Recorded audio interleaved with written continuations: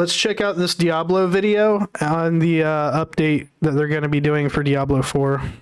All right, so here we go. Yes, it looks like Blizzard will be making changes to your favorite class in the very near future based on critical feedback from the Diablo 4 beta. And we've got new responses from the dev team about class balancing, how PvP is more of a focus this time around, new upcoming improvements, undiscovered legendary items, and a big PSA that, yes, there is a rarity above legendaries. And by the way, if you missed it, for my subscribers of my channel here, I'm doing a big PS5, Xbox Series X, and Nintendo Switch giveaway.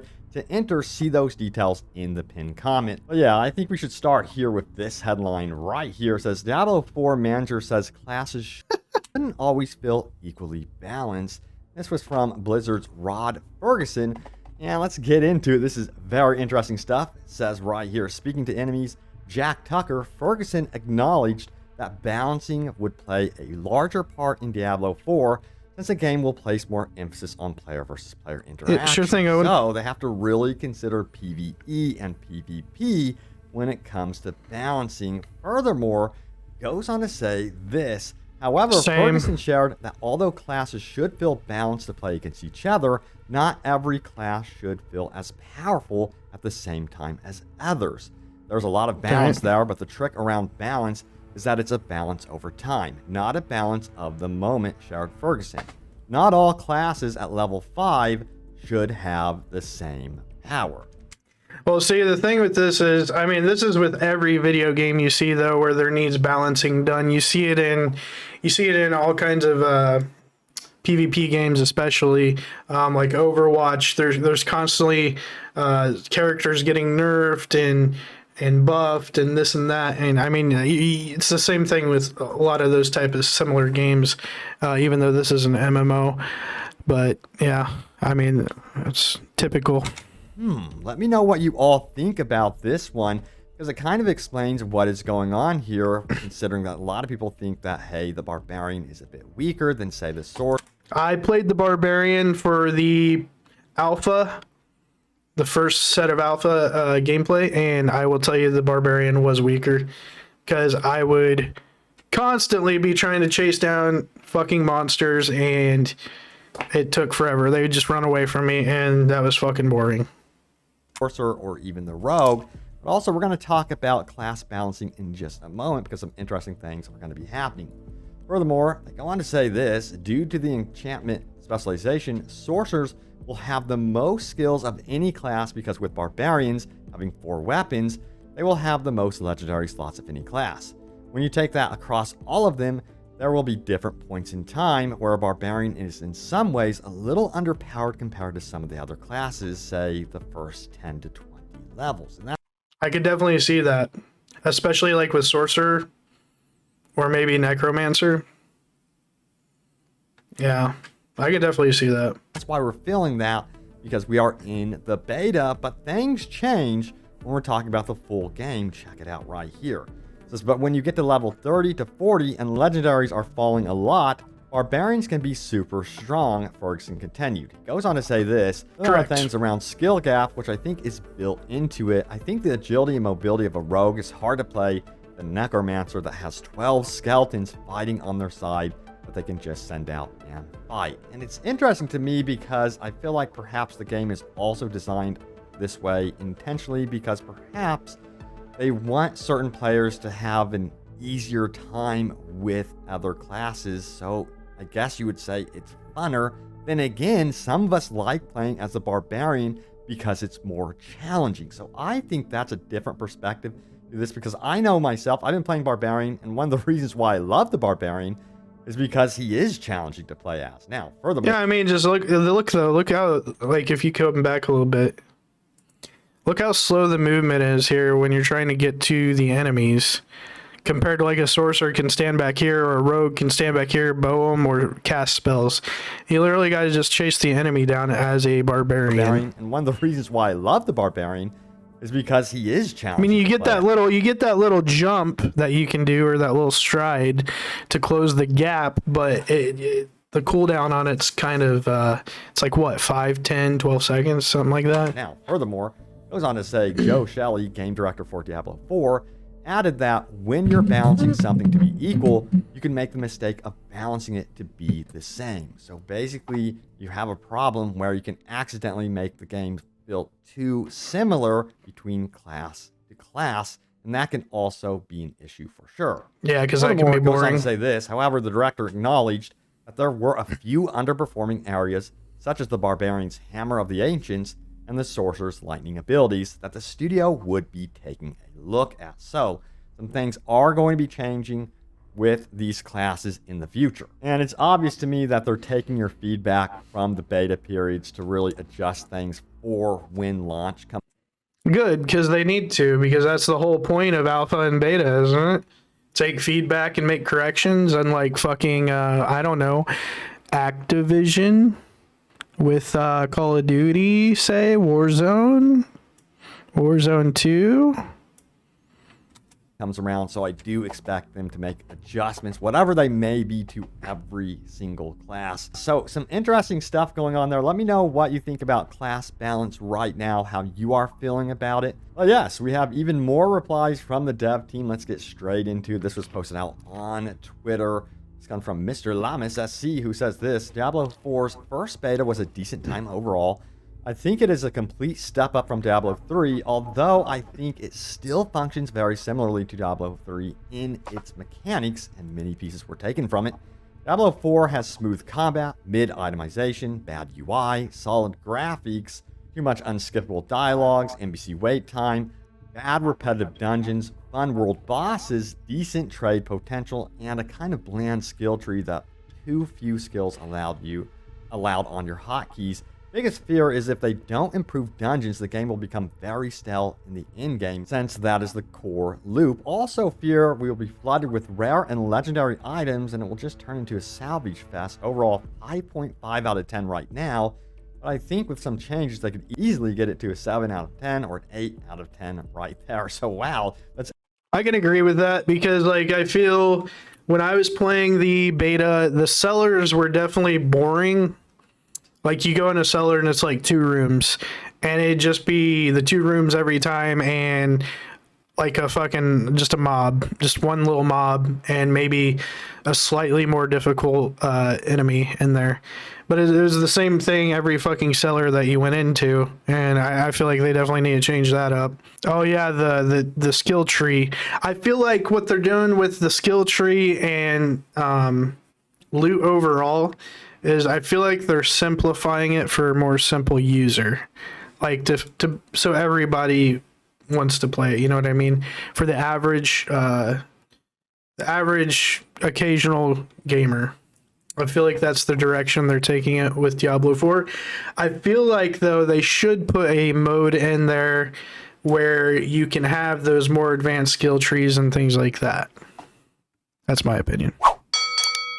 That's actually quite the harsh score there, at least in my opinion. But yeah, let me know if you agree with that score or not. It seems like there was some responses there agreeing with that. But let's get into the response from Blizzard. This one comes from community manager Adam Fletcher, who goes on to say this: good feedback. Some of the unskippable stuff, he's talking about dialogue and cutscenes, was a bug in the beta.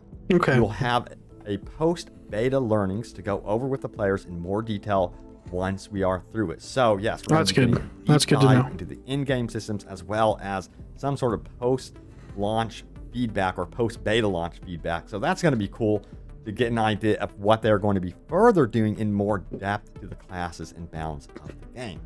Now we Sellers definitely need fixed. They need to do something better with those. have this one from Drothier, who goes on to say this: are there a lot more legendaries we haven't seen yet? I really like the ones that alter or change the way you play. I saw this in a leaked video and it was so cool.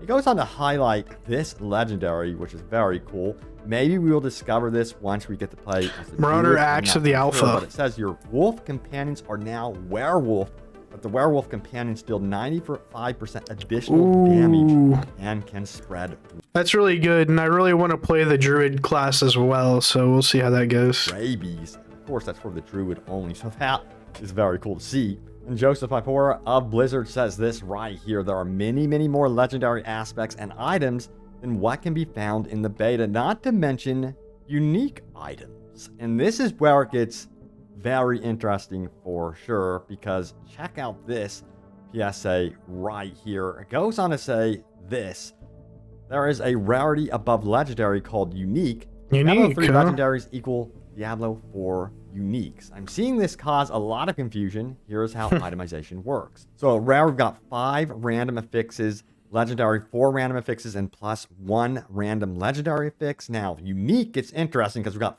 4 predetermined affixes plus 1 predetermined unique affix. Now uniques are very rare and only drop at level 50 plus in the appropriate world tiers. These are the powerful and build-defining legendaries and uniques from Diablo 3, Path of Exiles, etc. You can think of legendaries in Diablo 4 as a new rarity tier that was added to fill gaps between rare and unique.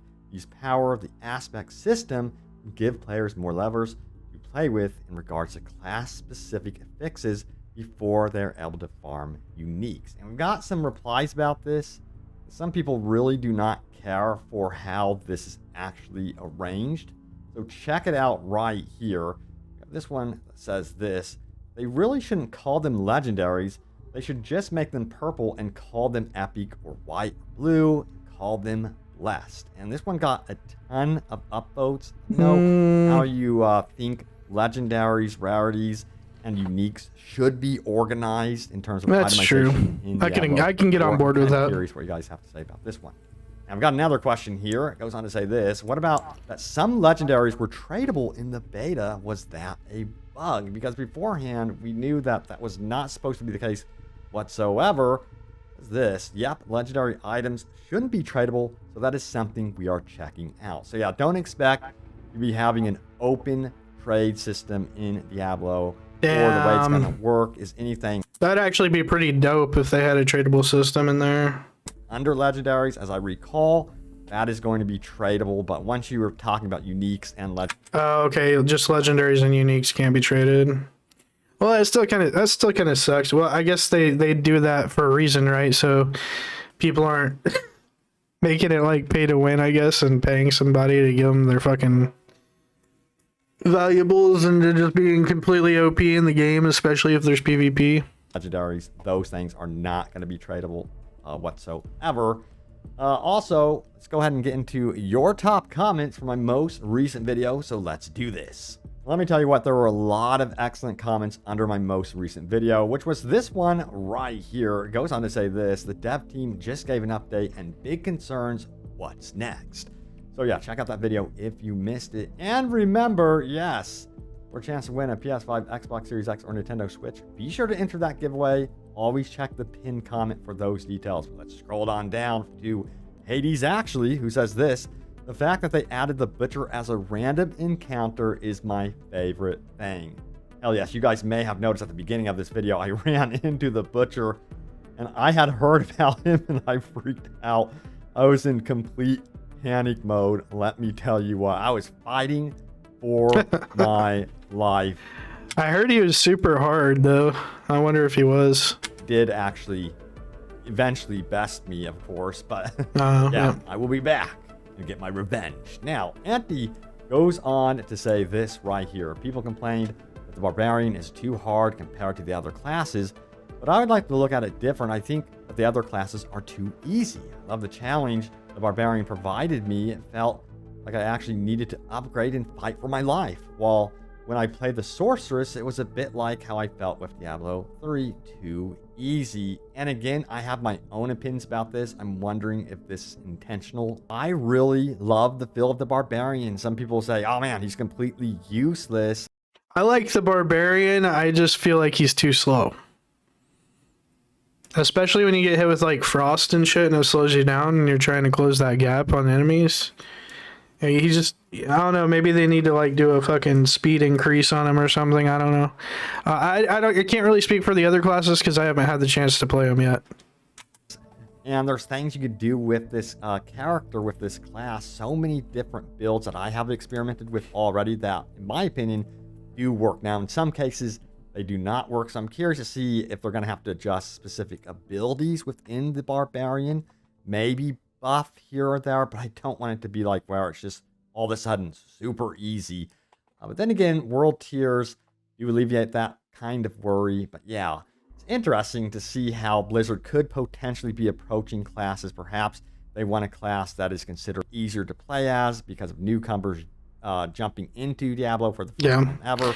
It's like I was saying. One thing that they might be considering, but again, difficulty settings alleviate that sort of worry. Now we have Devious, who goes on to say this right here.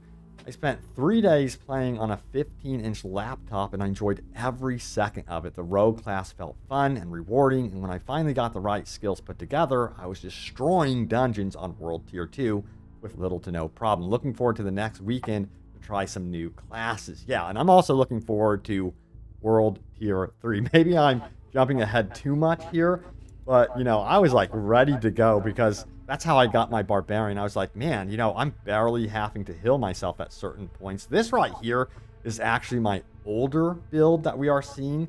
And then as we keep going, this is more of my newer build that you are seeing right here, where I have this, I call him the Earthquake Bleeding Barbarian. Earthquake Bleeding Barbarian. Do with this class. Now we have Christopher, who says this: I'm enjoying the beta. Played 19 hours so far. Can't wait to see the rest on release day. Thank you for this breakdown. Don't want to invest too much time, so things still feel fresh in a couple of months. I hear ya.